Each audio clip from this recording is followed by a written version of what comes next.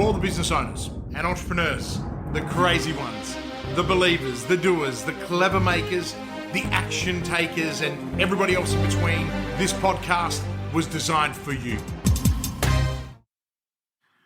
Welcome to a Business Growth Mindset podcast. I'm Christian Lavolsi, and I am incredibly grateful to be here today and share this episode with you.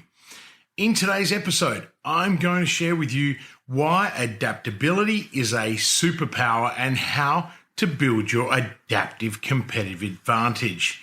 It applies to students, corporates, tradies, CEOs, and entrepreneurs, and I know that it will help you grow and flourish. This podcast is about being extraordinary and living an outstanding life. It's filled with research, experience, examples, tips, and secrets for you to use on your journey. If this is your very first time listening to my podcast, welcome and thank you. I'm so glad that you have decided to hang out with me. Congratulations on making a powerful decision to invest in you. Now, please make sure that you subscribe to by clicking the subscribe button and change your notifications alert setting so you don't miss future episodes. Adaptability is a human skill regarded as one of the soft and essential skills of leaders. Now, as a society, there has been little historical emphasis on adaptability, but one thing COVID-19 has forced us to address is our ability to develop resilience and build adaptability. As leaders, we are all required to communicate, interact, negotiate, and think critically, but more importantly, the best leaders have mastered the skill to adapt to change and overcome resistance. Now, Charles Darwin said, "It is not the strongest of the species that survives, nor the most intelligent. It is the one that is most adaptable to change." Adaptability refers to one's ability to quickly respond to changing trends, innovation, destabilization, industry shifts, and so forth. Now, this ability to adjust or shift makes a business owner and CEO agile, and that is important because most industries today are in some state of unrest. Now, for example, let's consider a company whose business model has become disrupted by COVID and thus revenues dip. One business owner clings onto the standard way of doing business, resists change, and subsequently drags the company and its employees down towards catastrophic failure. Now, conversely, another business owner adapts by cutting costs, thinking differently, empowers their team, and most importantly, looks to the future and carves a new path, which carries the company forward through those tough times. In fact, companies led this way generally become more profitable and more connected than previously. Now, from my experience of working with hundreds of CEOs and business owners, adaptable leaders demonstrate 13 traits. And they don't complain. They don't blame others or the circumstances that they are dealt. They have a growth mindset. They experiment. Number 5, they see opportunity through failure. They are resourceful, okay? They think ahead. They are strategic. They are curious. Number 10, they have open minds. They focus on systems and processes. They stay relevant, and finally, they have a thirst for learning. Now, remember that all skills can be taught, and you can develop these traits by practice and repetition. The best part about these traits is that you can teach your team, and great leaders focus on their team, empowering them with education and meaning. Now, where focus goes, energy flows. Invest in you and your team and grow and flourish through change and reduce resistance by being adaptable. There are 3 ways that I trained myself and others to be more adaptable, and they are: develop a growth mindset, become obsessed with learning, and my favorite, fail forward. Now, more on these throughout the podcast. I don't think that anyone can argue that we don't live in uncertain times. In fact, I would go as far as saying that we live in a time of risk and instability. Now, many CEOs and business owners feel a deep sense of unease, which is caused by volatility of operating margins, shrinking talent, adoption of technology, globalizations, governments, cancel culture, and the pandemic, of course. Now, to further make this point, consider how precarious market leaderships have become. Now, companies are falling out of the top 3 in their categories more often than ever before, and there are many emerging companies with new and disruptive products pushing through. Now, once upon a time, there was a direct correlation between profitability and market share. However, this is almost non-existent in some sectors. Now, according to research by Harvard, there have been a significant decline where the market share and profitability leader are one of the same. Now, this decline is greater than 27%. It further suggests that many CEOs and business owners cannot clearly identify what industry they compete in and who their competitors really are. Now, what's obvious from the research and my observation working with hundreds of CEOs and business owners in Australia, Asia, and the US is that all this uncertainty is creating a tremendous challenge in strategy creation. Now, this is because traditional approaches to strategy were often seen to address the challenge of change and uncertainty, but this was grossly underpinned by the assumption of a relatively stable and predictable world. Now, the reality is that the world we once knew is no more, and things are different, more unpredictable, less stable, and of course, more uncertain. Now, this means that you can no longer depend on the traditional views, the established systems, predictable strategies, and thinking of the past. Now, you see, the goal of most strategies is to build an enduring competitive advantage through market positioning and establishing a niche for your products and services. And it's about assembling the right capabilities and competencies for making and delivering your products and services. Now, companies undertake periodic strategy reviews in order to evaluate progress, set direction, and define organizational structure. They do this based on industry analysis and some form of projected forecast. What's become obvious is with the rise of uncertainty, many CEOs and business owners are questioning the traditional practices. For example, I'm often approached with a series of the following questions from new clients. So, how do we apply existing frameworks? How do we measure position? How do we apply traditional forecasts and analyses? What are the right signals amongst all the confusion and chaos? Now, how do we minimize the impact of this unpredictability on our people? And how do we justify planning cycles of 3 years, let alone 1, with all the rapid change? Now, it's important to make them realize that sustainable competitive advantage is no longer exclusively based on market-leading capabilities in production or delivery or scale or even position. In fact, these are now regarded as static. Now, essentially, it comes from your second order of capabilities driven by rapid adaptation.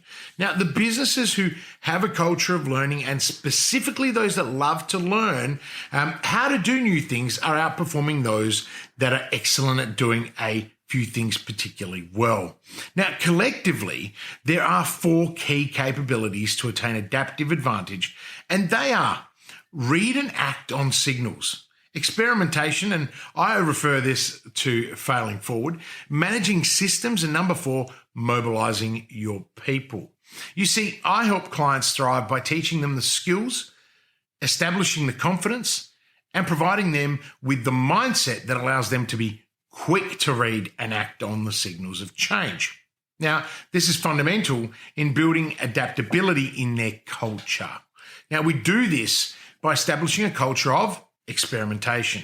We experiment frequently, economically, and rapidly.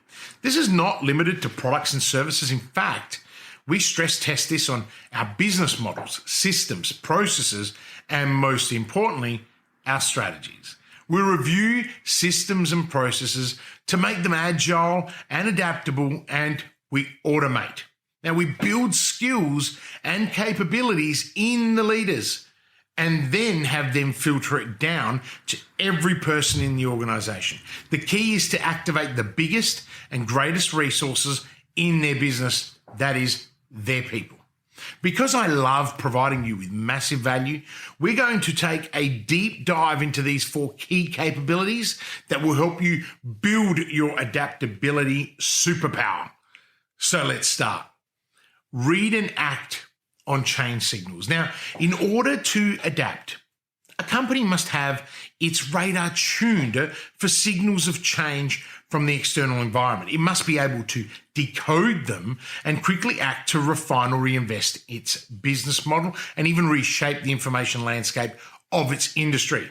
So think back to when Juan Fangio was winning Formula One races and world championships. The car and the driver both determined who won. But today, the sport is as much about processing complex signals and making adaptive decisions as about mechanics and driving prowess.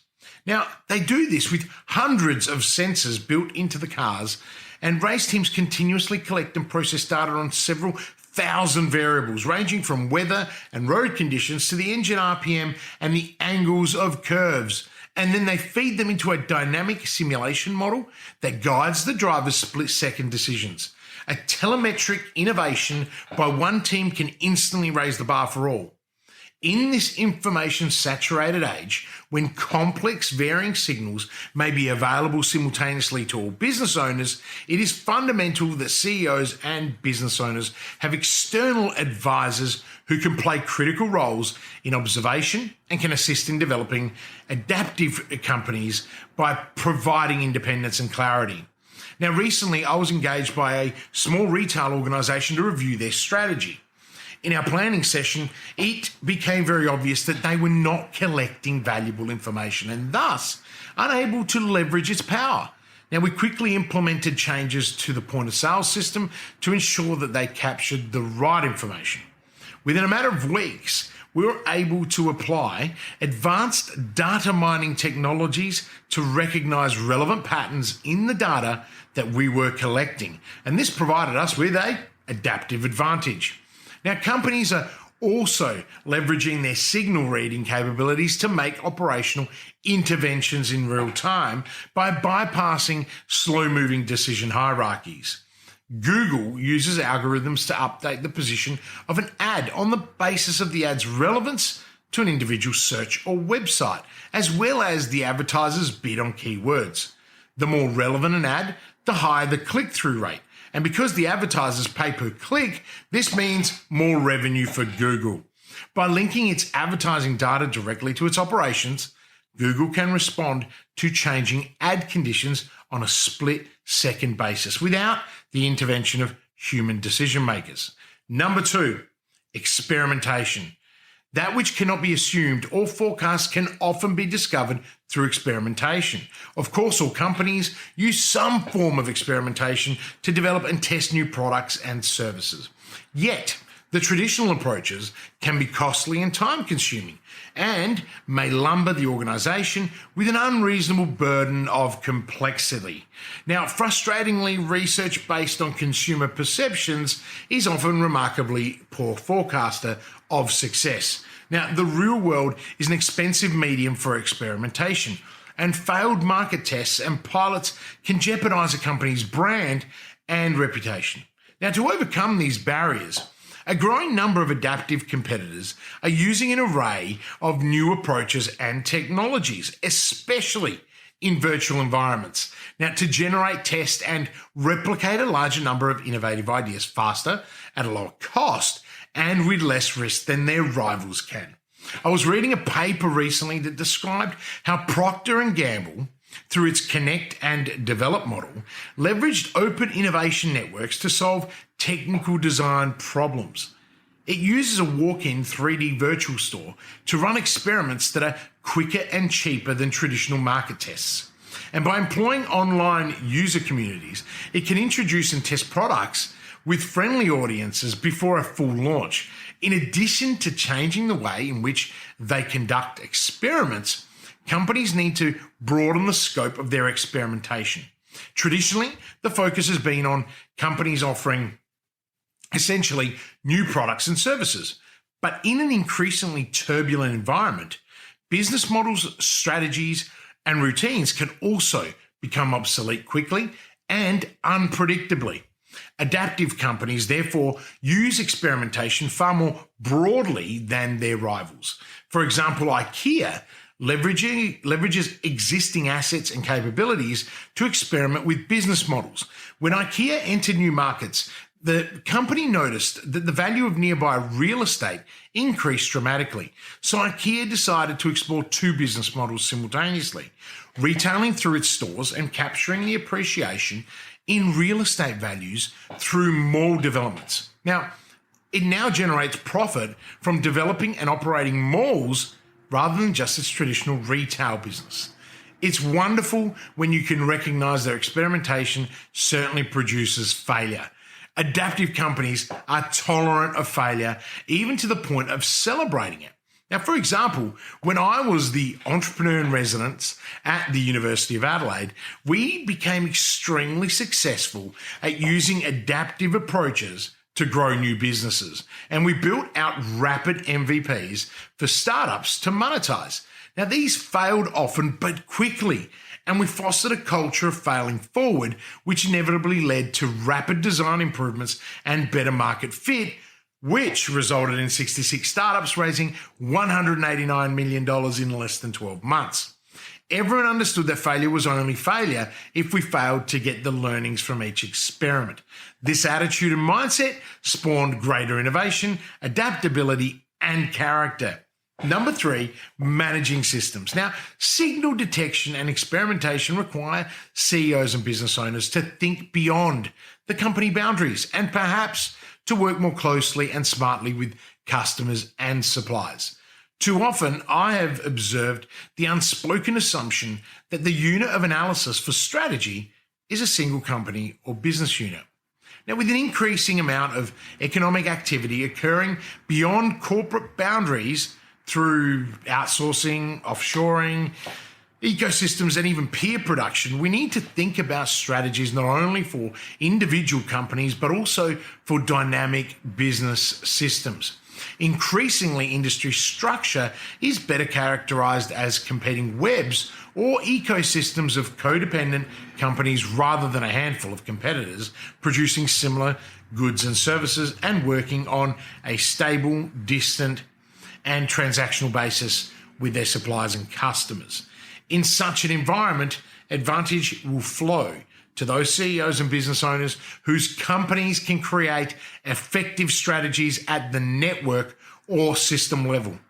Adaptive companies are therefore learning how to push activities outside the company without benefiting competitors, and how to design and evolve strategies for networks without necessarily being able to rely on strong control mechanisms. Now, typically, adaptive companies manage their ecosystems by using common standards to foster interactions with minimal barriers. They generate trust among participants. Consider this. If the experience curve and the scale curve were the key indicators of success, well, Nokia would still be leading the smartphone market, but it was attacked by an adaptive ecosystem. It had the advantage of being an early mover and the market share leader with a strong cost position, but Nokia was attacked by an entirely different kind of competitor. Apple's adaptive system of supplier, telecom partnerships, and numerous independent application developers created to support the iPhone. Google's Android operating system too capitalized on a broad array of hardware partners and application developers. Now, the ability to bring together the assets and capabilities of so many entities allowed these smartphone entrants to leapfrog the experience curve and become a new market leader in record time. Now, Stephen Elop, Nokia's CEO, wrote in a memo to staff, "Our competitors aren't taking our market share with devices, they are taking our market share with an entire ecosystem." Now, it's critical to recognize that through broader signal detection, parallel innovation, superior flexibility, and rapid mobilization, multi-company systems can enhance the adaptiveness of individual companies, but this requires leadership from the CEO and business owner, which fosters a cultural shift. And number 4, mobilizing people. Adaptation is essentially narrow in nature. Somebody experiments first at a particular place and time. It is also unavoidably global in nature because if the experiment succeeds, it will be communicated, selected, amplified, and refined. CEOs and business owners need to create environments that encourage the knowledge flow, diversity, autonomy, risk-taking, sharing, and flexibility on which adaptation thrives. A flexible structure and spreading of decision privileges are powerful levers for increasing adaptability. You can replace permanent silos and functions with modular units that freely communicate and recombine according to situations at hand. To reinforce this framework, it is helpful to have weak or even competing power structures and a culture of constructive conflict and dissent. As you create more fluid structures, you can drive decision-making down to the front lines, allowing the people most likely to detect changes in the environment to respond quickly and proactively. Creating fluid and even competing organizational structures destroys the big advantage of rigid hierarchy, whereby everyone knows precisely what he or she should be doing. An adaptive company can't expect to succeed unless it provides people with some substitute for that certainty.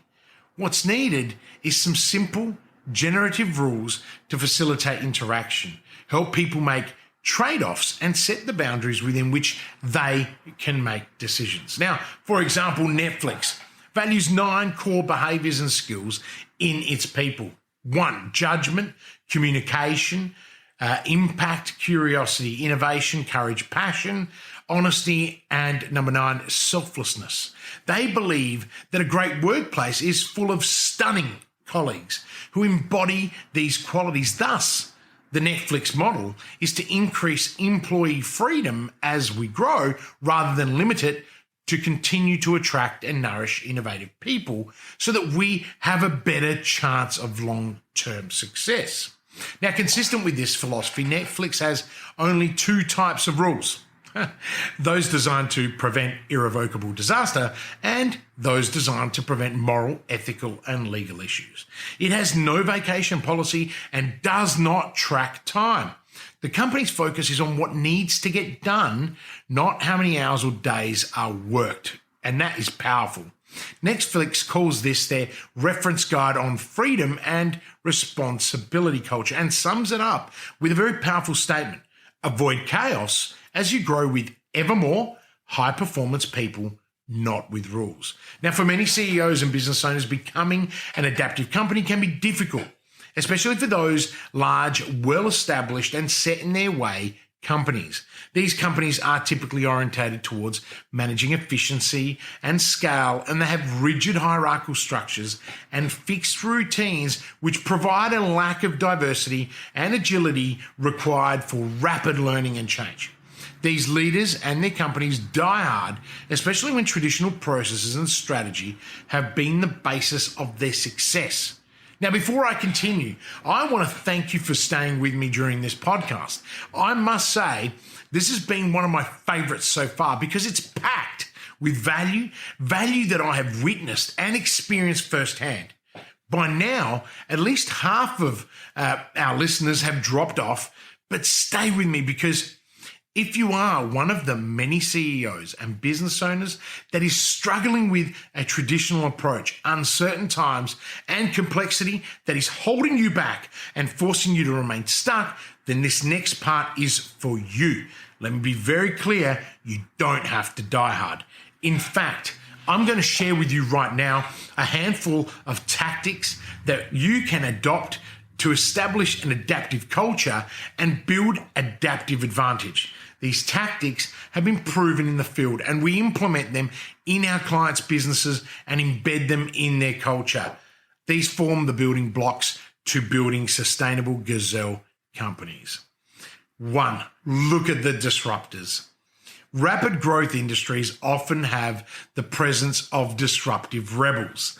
Generally, they are new and sometimes from other industries. They are not pigeonholed in their approach, and nor do they have the traditionalist views of heavily conforming and established heavyweights. Now, by observing these mavericks, you can form new thinking, adapt their tools, leverage their risk, and adaptability. Now, more importantly, look across other industries and markets that are adjacent or even parallel to yours and apply the hypotheses of what if these disruptors entered my industry, then what would happen to me? Now, this scenario type planning affords you deep critical thinking, which often results in identifying risk, challenges, and opportunities. Noting that pattern recognition is more difficult in uncertain circumstances and can be obstructed by ingrained beliefs and industry definitions. It does provide valuable competitive advantages. Now, recognize and take action on the uncertainties is number 3. Now, you need to put aside the traditional single business forecast and examine the risk and uncertainties that could impact your company. Now, this exercise alone will force you to determine what you don't know and how to address it. This is your opportunity to identify questionable assumptions, those false unknowns that you may have recognized or even taken action on without any speed or emphasis. Now, furthermore, you can also categorize those hedged bets that you prepared for your uncertain time. Now, number 4 is one of my favorites. It's increase the speed. Now, I talk about speed a lot, and the fundamental truth is there is no substitute for speed, and absolutely none. Speed of adoption is critical in the cycle of decision making. Imperfect action trumps perfect inaction every time. You need to accelerate change by making planning lighter, more frequent, and making the intermittent process constant. Make risk and initiative is number 5. Okay, adaptability must become your engine that drives your company. It starts with you as the CEO or business owner. Every source of uncertainty must be addressed with an initiative. Now, the goal is to respond to a neglected trend, creating opportunity, or simply learning more about it. You must be disciplined in metrics, timeframes, and responsibility to ensure accountability and action. And then lastly, always seek alternatives. In stable environments, it's easy to become complacent and merely look for small improvements to existing circumstances. By simply requiring that each suggestion is met with several alternatives will force your people to become more varied, create a powerful movement for innovation and creativity. But it also legitimatizes and fosters cognitive diversity and flexibility. Today, we are faced with an uncertain and competitive reality that is forced by rapid change and disruption.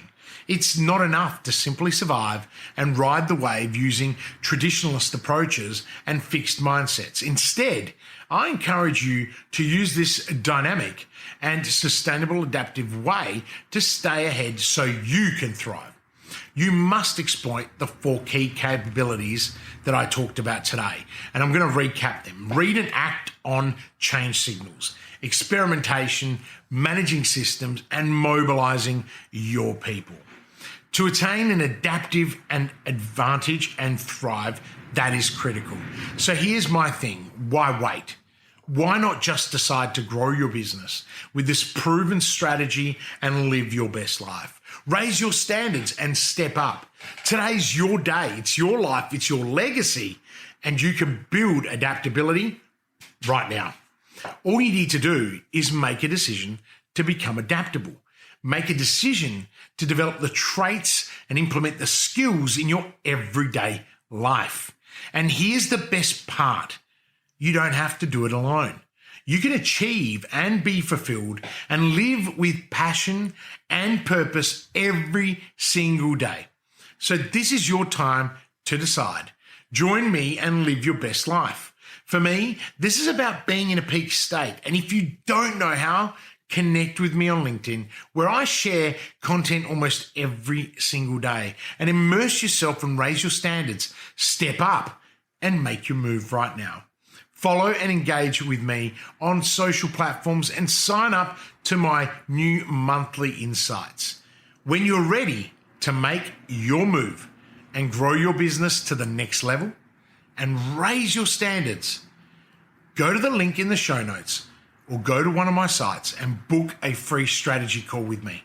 On this call, we can explore where you're at, where you want to go, and how we can do so together, helping you achieve your goals faster, better, and more fulfillingly.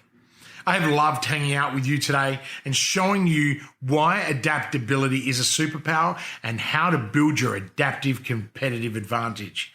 I hope that you found the information that I shared with you today encouraging and that you can use it to show up, stand up, raise your standards, and step up in life. If you loved today's episode, please take a minute to rate it and provide a review. While you're there, take a minute to share this episode with your networks and give the gift of knowledge to others. Ladies and gentlemen, thank you. And until next time, live with purpose.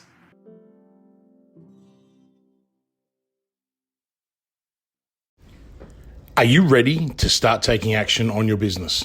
Would you like to spend more time with your family? Then call 1300-643-229 and start building momentum right now. I know you're busy. In fact, you are so busy that you don't have time to work on your business or yourself. Often tossing and turning at night, worrying about the how-tos and the cash flow. How on earth can you possibly get off the hamster wheel so that you can take a helicopter view to see where you'll be in 90 days, 1 year, or 3 years from now? In this program, I will take you from sleepless nights to blissful sleep. You'll have more time with your family and you will have the clarity and direction so you can grow and flourish. Call 1300-643-229 now and start building momentum.